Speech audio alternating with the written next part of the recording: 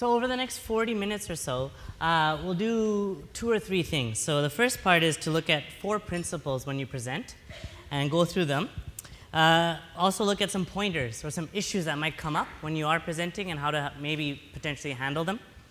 Also, maybe some of you guys have watched or participated in a TED Talk. We can sort of look at what happens at a TED Talk because we thought there might be some interesting gems of information when people give TED presentations. And we'll go through a thing called public narrative. Has anyone heard or participated in a public narrative approach? Just raise your hands. 1, 2. Okay, great. This is good. So we can go through that. And then we'll go through some reflections and question and answer. Now, when Lisa and Sarah had connected with me, they said, Ajay, we'd love to come and get you to present to a group of physicians and staff and healthcare providers on how to give presentations, especially around chronic pain, and how do we engage patients and our peers on doing the work that we want and help change practice in an improved way. I said, fantastic. So how long do I get? The whole day, half day? They said, no, you get 40 minutes. And I was like, oh boy. Usually when I run this thing, it's about 2 to 3 hours or a full day session. So this is going to be the crash course. So I guess the beauty of it is you get sort of the concentrated version of everything that we try to do. So do try to go easy on me as well, and because I'm going to try to cover a lot of bases. And I'll try to do some points of engagement. But feel free, I'll be here the rest of the day. Feel free to connect with me. Also, there's a big topic, especially from your case studies, around key clinical areas that might be of relevance and how to handle those situations. I believe just after me, we have another fantastic presenter, Paul, who will be dealing with those difficult situations that are needing some more attention. So he'll go in more into the depth of that, and I'll just give you sort of the high level of what things to keep in mind. So hopefully that sounds good, and away we go. Now you guys did meet, I believe, in late fall. And the last learning module, and the feedback came through, and it was really interesting to see some of that. Luckily, I was looking at the information, and it showed that from the evaluations, was that particularly the perceived knowledge that you guys have around the tools and on the brief action planning and whatnot is quite high. So your knowledge is quite high, but overall, the confidence of implementing it or teaching it or leading that in the field could be improved. So I believe the organizers wanted to sort of see how we can do that through looking at different techniques on presentations and how do we lead people. So that's sort of the things. I don't know if does it ring true to people? Now it's been a couple months since then, and I know in September you got some more stuff to do and roll it out, but do people's knowledge feel a certain level and your confidence feels at another level, or are you feeling really confident and I can whip through all my slides pretty fast? I see some head nods, so that's good to know. So yeah, so we'll go through this stuff, and we can always sort of stop and reflect on some of the points that are raised. So I'll just ask Paul to load it up, but we're wondering, since we're talking about engaging presentations, I want to just take a moment, if you guys have devices with you, and hopefully you're able to text, we're going to try some cool technology. It's called Poll Everywhere. So if you do have a phone or a tablet or something easy access, see if you can actually do this. So I don't know if you can make it full screen because the question's cut off, but it says, what's your biggest challenge when it comes to presenting? So text the 37607 number with your response, leading it with the first 6 digits. And it should send you a confirmation. So the image was wrong. What's that? The image that came up was backwards. No, that one's right. So somebody just sent a text that says hi, so that's good. So it works. At least it's working. So maybe that could be interpreted as how do you begin the conversation, right, when you present. Okay, there. Oh, wow, now it's working. So speed and how to make it visually interesting, how to have confidence, how to be prepared, how to be entertaining, dealing with nervousness, how to use PowerPoint, how to engage others, having the nerves, ensuring your message is clear to all presentees, making someone else's presentation feel like their own. Oh, that's a tough one, yeah, when you have co-presenters. Staying on time, yes, you can be the test for me as well. Getting audience participation, so this is one example of that.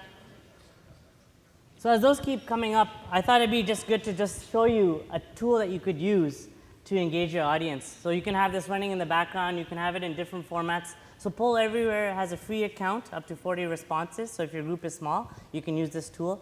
It can be a graph, so it can be a bar graph. So if you have 4 response types, you can get them to answer that. Who's in the room today? How many physicians do we have? How many staff do we have? How many healthcare providers do we have? Administrators? And you can have that real-time answering.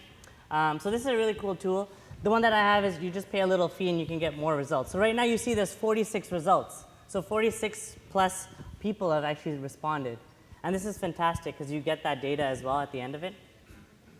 And you can put up whatever question you want. So instead of getting the mic to each of you and getting responses, which might take time, when you have short amount of time, this might be a useful tool. So here's some challenges that you guys face. Hopefully over the next little while, we can address them between myself and the next speaker. If not, again, feel free to connect with me afterwards throughout the day, or you can email me or connect with me online. That's my Twitter handle if you do use Twitter. So maybe I'll bring it back to the other one, Paul. Thank you.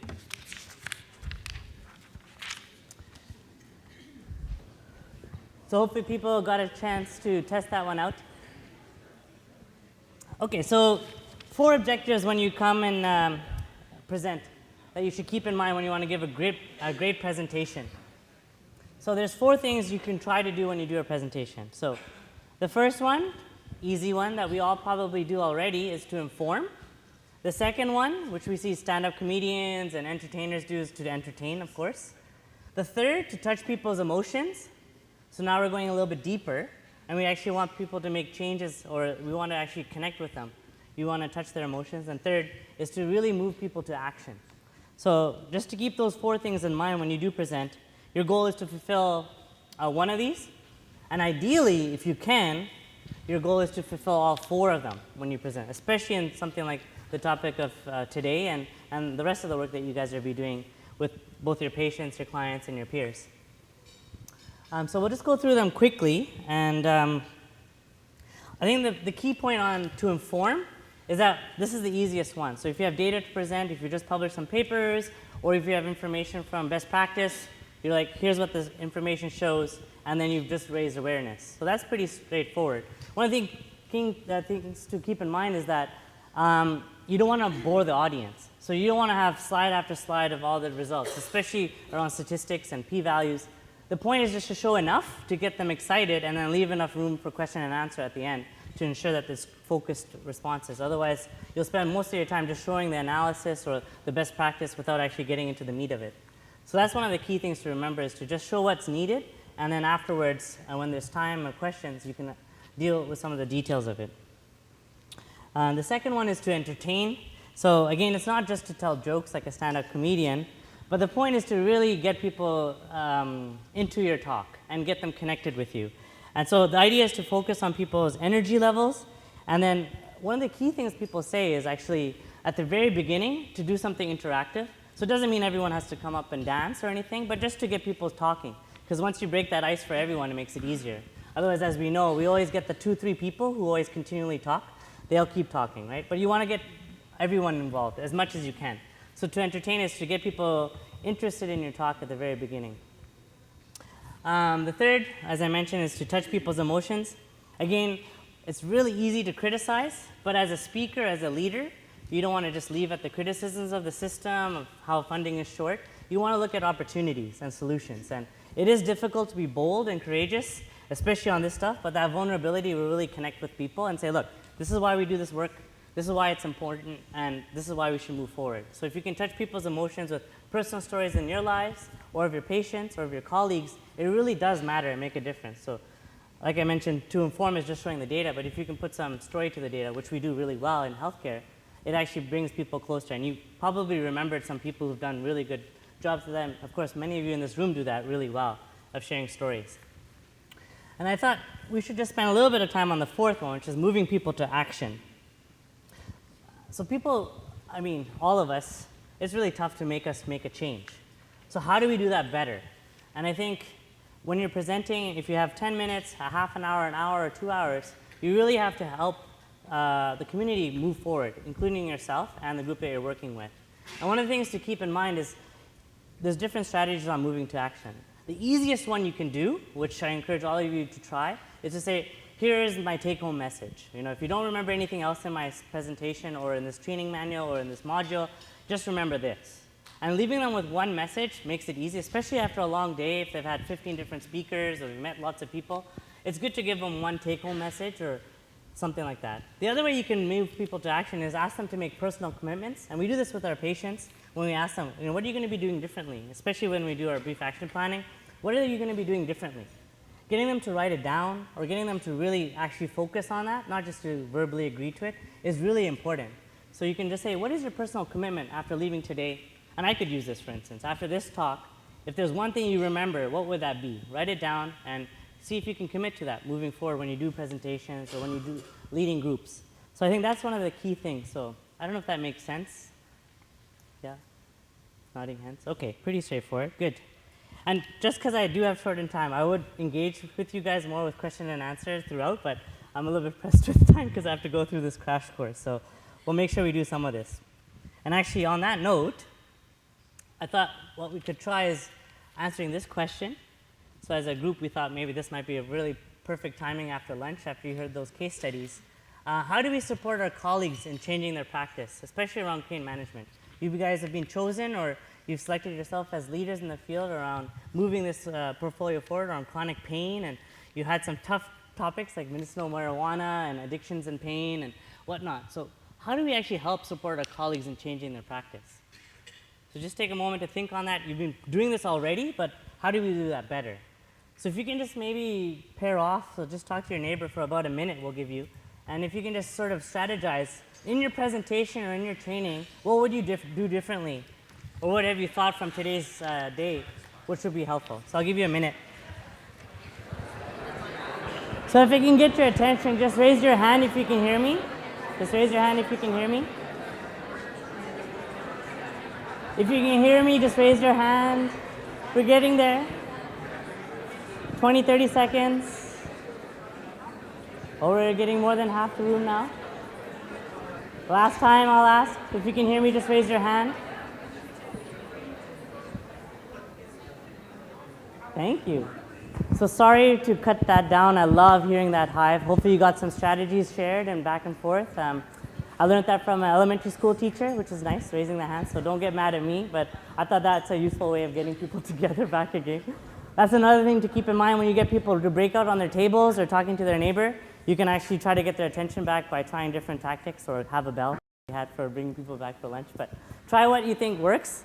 But it is the hardest thing to bring people back, and you don't want to cut that energy, but it's needed when you're trying to respect the time.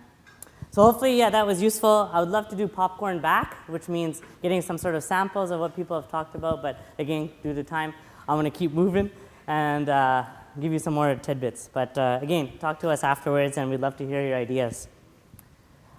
Okay, so some issues that have been raised from people I've presented to in the past. We've gone to Orlando and London, and we've presented this kind of stuff with physicians and leadership and CEOs and boards and ministries, and we've asked them, what are the key things that you want to keep in mind when you do presentations? And they've given us some sort of feedback, and we put them into some issues. So hopefully they resonate with you guys. So how much time should I talk for? And, again, you're going to give an allotted time. So I have 45 minutes. How much time should I talk for? And how much time should I make it interactive? And that's really important to keep in mind. You don't always want to just keep the question answers at the end. As I mentioned, you want to have some interactions throughout. It really does help. And you saw that through the case studies, I think. I was sitting in with Dr. Chadda and Dr. Wilson, and they did a really good job with their case study with Brad, I believe, and how to manage this symptom. So, it was really nice to get that throughout and get people engaged. You don't want to just keep talking throughout and leave 2 minutes at the end. So that's one of the things to keep in mind. And I say that because you want to get people to make actions, and they only make actions when we actually start getting involved in the conversation or engaged in the conversation. The other thing to keep in mind, as I mentioned before, is to keep it simple.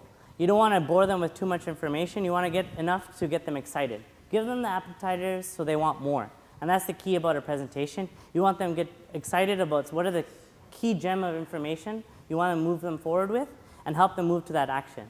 And then again, like I said, do the question and answer afterwards to get people talking about it in terms of the things that they didn't get or the challenges or the issues. Hopefully that makes sense. And then the second one is, the things to keep in mind with how much time you should talk for. There's 3 questions you can ask yourself. So one of the things you can ask is, who are you speaking to? It's really important to know your audience. And you guys know this already, but I think it's key to remember that. The second thing is to, in terms of knowing your audience, there's different groups that you can be talking to, right? So it could be your peers, your colleagues. It could be one discipline or interdisciplinary. It could be with physicians, nurses, or allied health.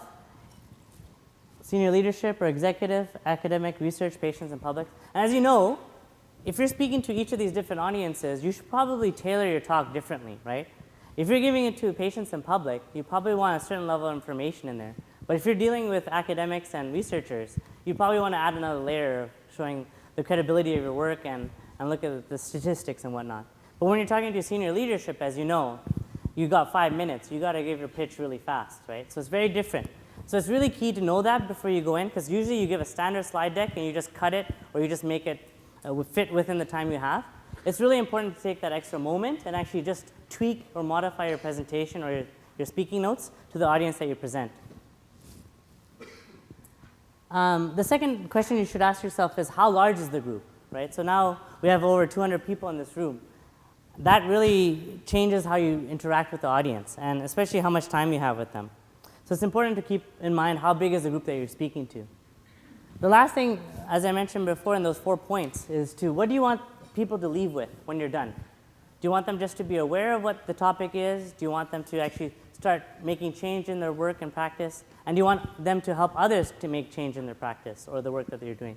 So it's really important to know what you want them to do. When you talk with the public, it's one level. When you're talking with your peers and colleagues, it's another level. So it's really key to keep these questions in mind. And we just say, how many of you have actually taken the time to really write answers down to this or really been reflective about it before you put in a slide deck or put down your notes on what you're actually doing your presentation on? It's really key to do this before you present to try to answer these 3 questions. Now, how interactive should you make the session that you're with?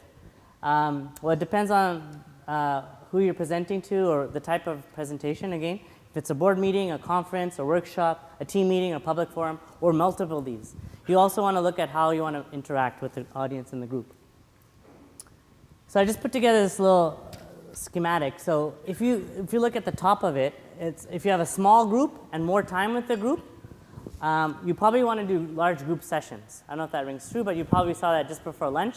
There was a group of about 30, 40 people, up to 50 people in a room. You have about 45 minutes. So you can have a dialogue with the group as a group together and just say, does anyone have responses to this or suggestions about this? You can ask the whole group together.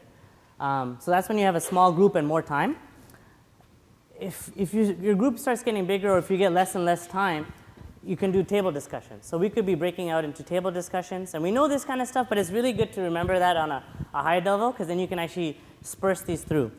So ask people at the table to discuss. So we asked earlier, what are your biggest challenges? I could have gave you 5 minutes and talk about it at the table. You want to ensure you have enough time because the beginning part of it is just to get people introduced and familiar with each other and build that trust and then go into the topic. So small group discussions or table discussions are very useful as well once your group gets bigger and bigger. The third one, as you saw, as I know there's 200 people in here, I thought maybe talk to your neighbor would be a useful one instead of a big group discussion or table discussions. That makes it easy to just engage with one person beside you. And hopefully that makes sense. So as the group gets larger and you get less and less time, the other things you could do is sort of, in a word, describe X. In a word, describe that. Or what were your feelings from that? How were your discussions? In a word, describe that. And that gets people sort of connected on that one-word level. And I found that very useful when people have used that in the past. And then the fifth one, not as many people I've seen use it, but it is effective. And as you can imagine, it's a reflective exercise. It's to say, now that you've heard all this information, maybe write down what's the one thing you'll be doing. So I can ask you guys to commit and write it down. So you could also do that as a personal journal sort of reflection. And people like that, especially those that don't want to talk in front of big, large audiences. They want to just reflect and take notes. You can just say, what is the one thing you'll be doing differently? Take a moment, all of you, to write it down. We'll give you a minute. And then we can sort of come back together and see what you guys have thought. And that's useful. And you can also do it interspersed. So when you get larger and larger groups and less time, you could do something like that. It's very useful at the end, but throughout you can do it as well. So, do I have to share something personal? People have asked us, do I always have to talk about myself? I don't really want to talk about myself. Well, it's not about you and your ego, but it's about the work that you're doing. Why do you do the work that you do? You can share information about your patients or your colleagues or the meetings that you've gone to. And I think that's the part that people really connect with, and I think that's really important. So that's something to keep in mind. So it doesn't have to be about you, but it does have to be about something about what makes you do the work that you do. And it's really important to think about that. The dreaded bullets dilemma, as we know, we've seen really good presentations that are very simple, and then we've seen ones that are loaded with bullets and lots of text. And we know we don't want to be those people, but sometimes with time limits or we're on the plane and we're just trying to put together the last minute slide decks, we end up doing that. At your best, if you're especially if you're speaking to a large audience as a leader, you should try your best to really focus on simplicity and get your slides as simple as possible. Keep notes if you need, and just convey the main points. If you look at all the talks that you've listened to, the ones that you remember are probably the ones that don't have lots of text, but are filled with a little bit of stories, some tangible actions, or interesting information, and that's what you remember or leave with. So just try your best to keep it simple, and you definitely can put bullets and text. As you see with me, I have, but don't overwhelm them. So as you see, I have some notes as well. So that always helps. And as I mentioned, to have notes or not to have notes. I think the key about presenting, which we get kind of flustered with if you don't do it often, or if you do it often, always is just be yourself. People are connected to you because of your mannerisms and who you are. Don't try to change yourself. So I'm not a writer per se. I rather speak in front of audiences. So I'm not going to write huge text and have a speech written out for the groups that I'm talking to. I'm more of a winger, so I wing things. So that's my style. So it doesn't mean others should be wingers and be agile and just adapt. If you're a person who writes notes and you're really good at crafting and sticking to your script, fantastic. There's fantastic speakers who do that. And actually TED, when you speak at TED, they ask you to do that as well. But it's important to just be yourself, and if you need some notes, have some. The point is just don't keep reading throughout the whole thing, which most of you guys know, but you always remember the talks that you see when they read their notes or they connect with their audience. So the main thing to remember from these issues and the 4 points is just say that you always have so much to say and so little time. And speaking of that, I'm just checking in, so I have about 25 more minutes. But the point is to really convey a focused presentation and try to get the main messages across in a specific amount of time. So you don't want to, like I said before, talk too much or convey too many ideas or information. Just keep it focused on what you really want them to do, especially in moving them to action. And as I mentioned before, the 3 questions you should keep in mind: who are you speaking to? What do you want them to do? And then how long are you presenting for? And that really helps guide whatever presentations. If you do it ongoingly, it really helps to think about these 3 questions. And again, try to do it before you speak, a couple days before, and sort of think about them and reflect. Okay, so public narrative. As you saw, a couple hands went up.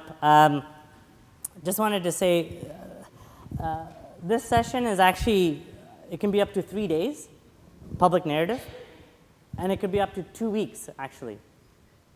It's a really effective tool, and I wanted to go through some of the high-level points of it, just to keep you tasted on it, so having a little taste of it. So basically, you can go online, look up public narrative, and you can learn more if you like this style. So I'll go over it about 15 minutes or so just so you get a nice taste of it.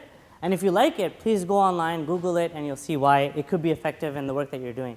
And we do it anyways, but this is a nice framework to have, or a model to keep in mind when you do your presentations or when you do speak with big groups or small groups.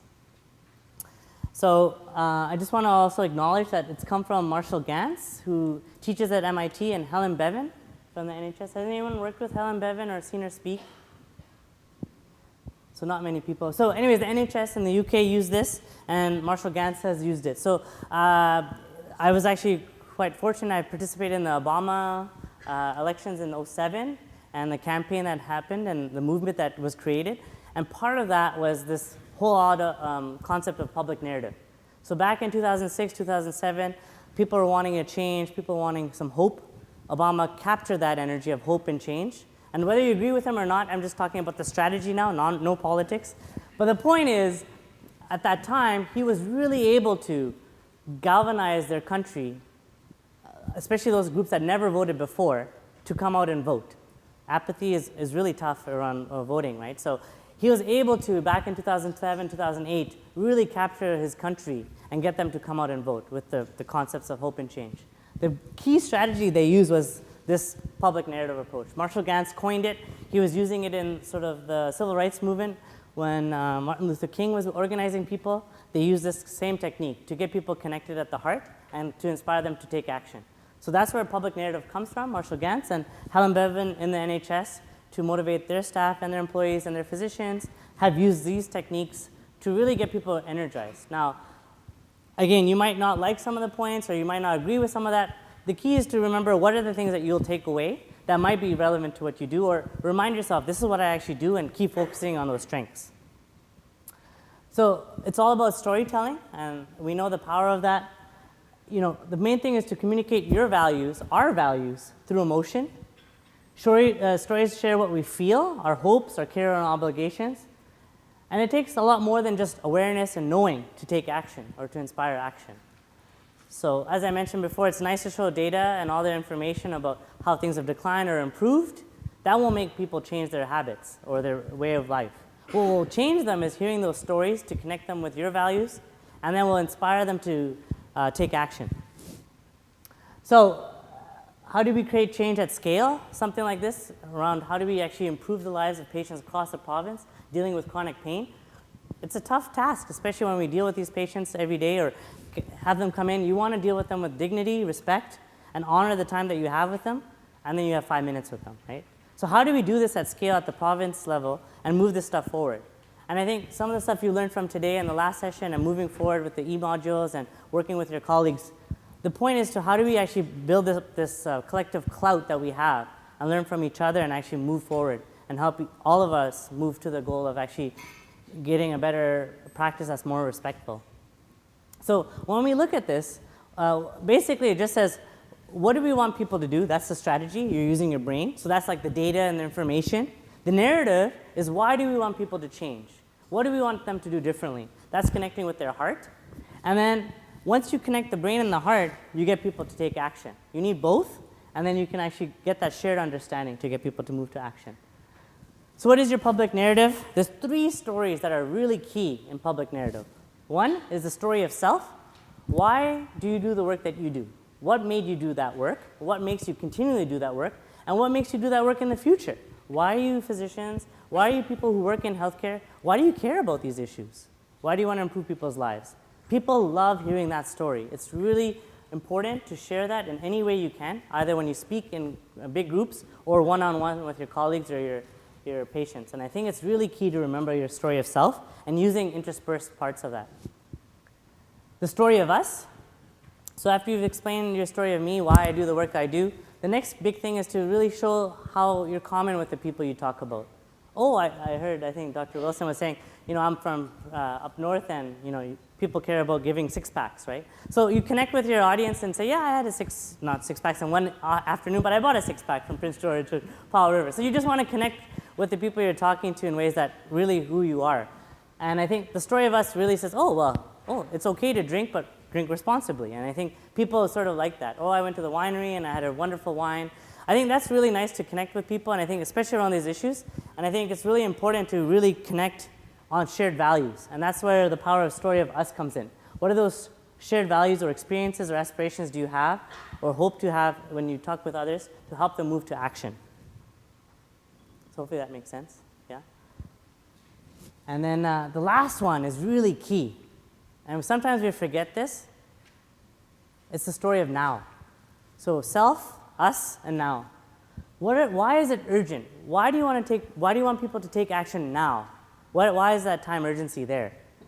Right? So we know for healthcare, for instance, budgets are increasing, but also getting shrinking, and some parts are not.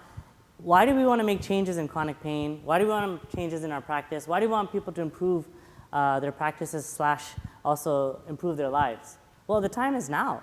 If we don't do it now, the whole system is going to get eroded, and certain things won't happen as they should, and we should really take that action now.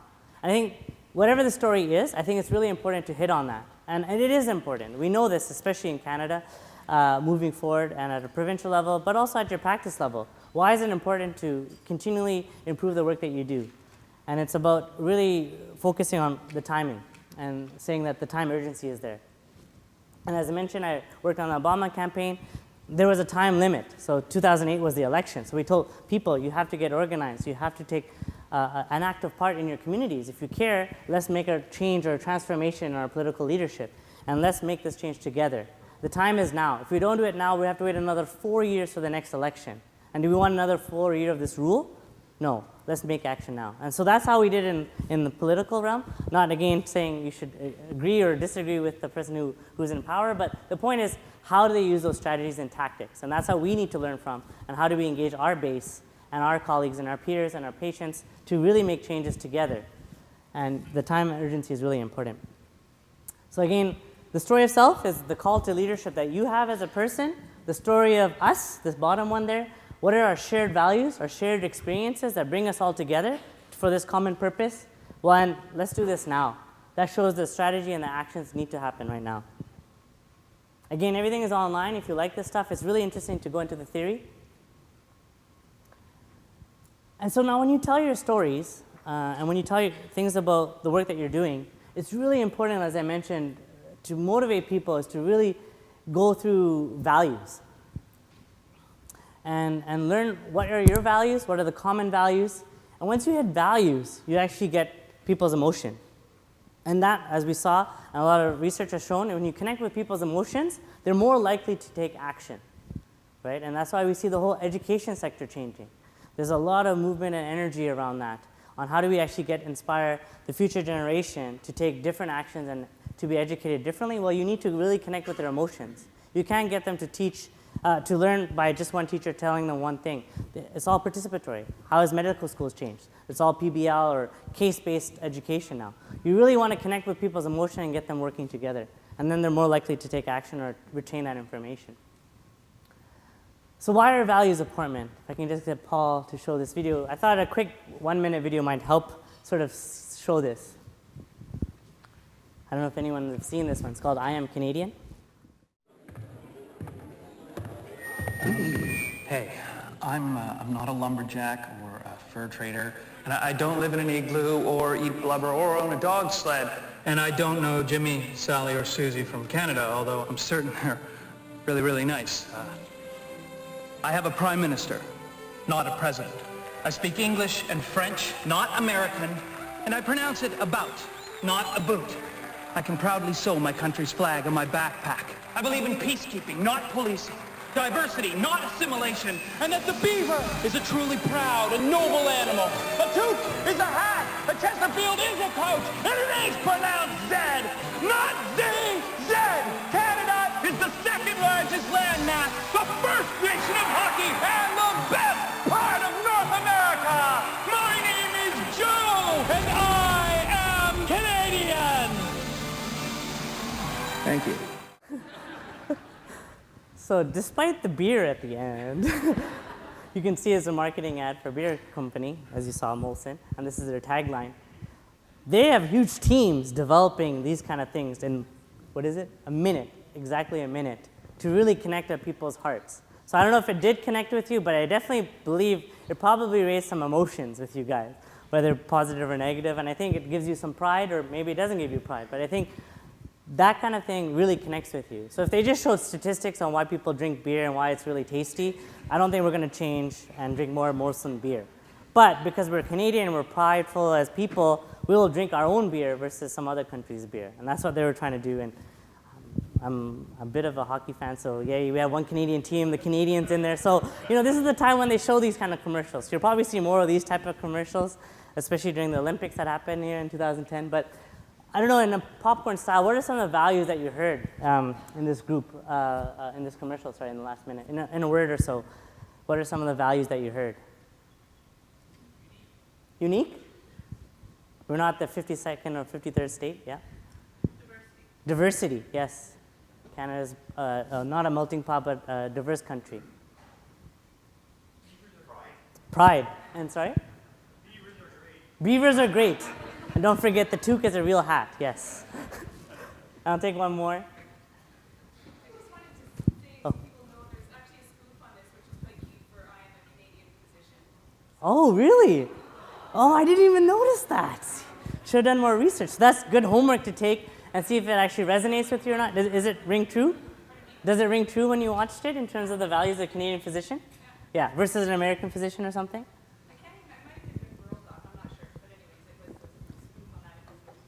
Yeah, so the key is to show that values are important. And you heard some of the values that we've heard here. Maybe let's just take one quick one.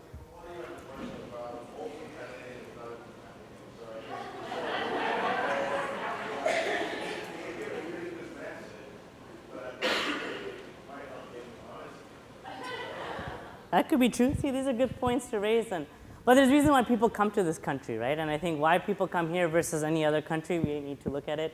We are a young country as well. And anyways, this is another topic. We don't have time to talk about it. But the point is it actually spurred up a lot of interest, and we can go on table discussions if you want about this. But I think moving forward is to show that values are important. And what are our values? So I got the 5-minute warning. So I'll just do this quickly as well. But somebody said there was a spoof on it. But what are some of our values? Why do we do the work that we do, especially in this practice? Because we care. That's great. Yeah. We can make a difference.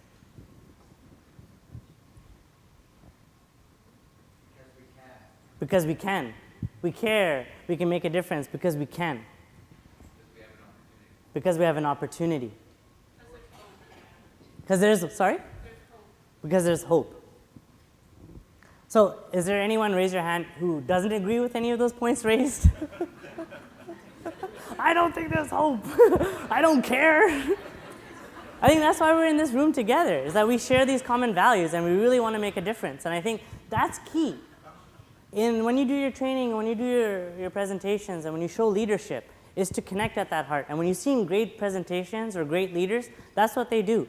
If you look throughout the day or any other conferences or forums that you go to, you can see the keynotes or other speakers and sort of look at the strategy of how they speak and try to take up some of those points on how do they connect with your values. And it's really important to do that. And I think, like I showed you, the values leads people to think with their emotions and feel emotions, and then they actually take action. So this will just show you, I could have interacted with you in 5 different ways on this one. So I did the one word, number 4.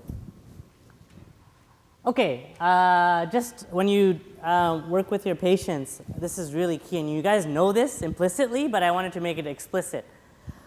Most of you, especially when you see somebody not doing well or they're not happy with their life, you ask them to make a choice, right? And you say, you can keep doing what you're doing, or you have a choice now. You can improve your diet, you can do a little bit more exercise, you might want to taper off some of those things that you're using that you might not need. You give them the choice. And that's the key. If you watch any, and I bring this up, Disney movie, they do this really well with their protagonist and some sort of bad person. They actually give the protagonist a choice. They can either go down the bad path or the good path. And I think us in healthcare, we really need to focus on that a little bit more collectively and think a little bit about that. We do it implicitly, but think about it a little bit more and you actually see this is really key. How do you get people to move to action? You give them a choice, this way or this way. It's your choice, but I hope you make the right decision for yourself. You say you're hurting, you're in pain, you're not really happy with your life, well, you have a choice. It's up to you. You have the power. And we really want to empower our patients and our colleagues and our peers to do better work and to take care of their own health. So yeah, what is your public narrative? And I think that's something to sort of reflect on. Again, because of time limits, I won't be able to do this with you, but this is a fantastic exercise. I'll give you some homework if we are doing the education theme today from elementary school. But your homework is to sort of reflect on your story of self. First, think about your purpose in asking others to join you. Why are you asking people to join you in this work? Why are you in this room today? And why do you care about chronic pain, especially with your patients? What actions are you going to take or ask them to do based on your story? Now reflect on your story, your own motivations for wanting to address this challenge. Why is it important to you? What are those values that move you to act? How might these values inspire others to take similar actions? And third, think hard. Where do these motivations and values come from? What public stories can I tell from my own life about specific people or events that would show, rather than tell, how I learned or acted on those values? And this is the power of public narrative, the story of self. And when you craft that, you'll see the difference of just telling a story for the sake of telling a story. It actually gets people moving forward. So I'll just go through these things quickly. Let me just see what my questions were on this one. Right, so how many people have heard of TED? Oh, good. Great. I won't pick on the ones that haven't, but if you're living under a rock, TED is fantastic. It's a great way to hear inspiring talks. How many people have attended a TED Talk? Oh, a couple hands. That's fantastic. That's good. In Vancouver, we had actually hosted the last big TED. So we had all the Gates and all these Oprah people and big Seth Godin people in town, and they came together to inspire each other. It was really cool. Now, I also wanted to ask, how many people have given a TED Talk? Okay. So one of the things I think the organizers want, and I would love to see in a year from now, or in 5 years, that all of us can become TED speakers. So I got a call, and TED asked me to come and speak. I was like, what? I'm a young guy. What do I have to offer? I haven't accomplished that much. They said, no, but you have interesting stories about your father, your family, the work that you do, your community garden, and how you've mobilized people. I'm like, really? And then we had this conversation, and they said, we'd love to feature you. And so then, fortunately, I was a TED speaker, and it was fantastic. So any of us can become a TED speaker. It's really important to just understand why is that important moving forward. TED is a great vehicle to make change happen. That's why people love it. And I'm just going to go through this quickly. 2015, the big TED's going to be here, but there's also TEDx's. So those are happening all over. There's about, I think, 8,000 cities across the world that have TEDx conferences. Now, what makes TED speakers more memorable? So I'm not going to talk about why I did the talk, but I'm going to tell you they gave me a really great sort of canvas on how to create a TED talk. And this is the key. And I really love this. As a speaker, or if you're inviting speakers, this is really important to keep in mind. This could be really good strategies when you're inviting people to come and speak, or when you yourself are speaking. You have a story, think about it first, and then make the slides complement the talk.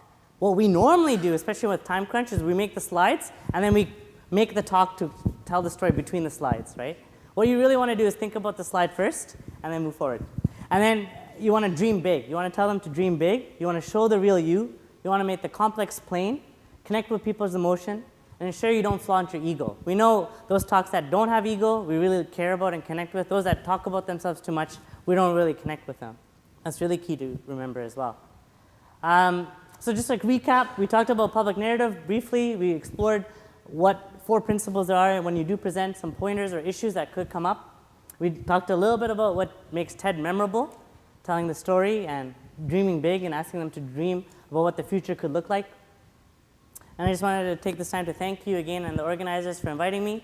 Hopefully that was useful. You got some tidbits in that 40 minutes. I saw I was over time, so I'm going to stop there. But if there's any quick one response, or no, maybe not. Okay. If you do, just email me or see me afterwards. Thanks.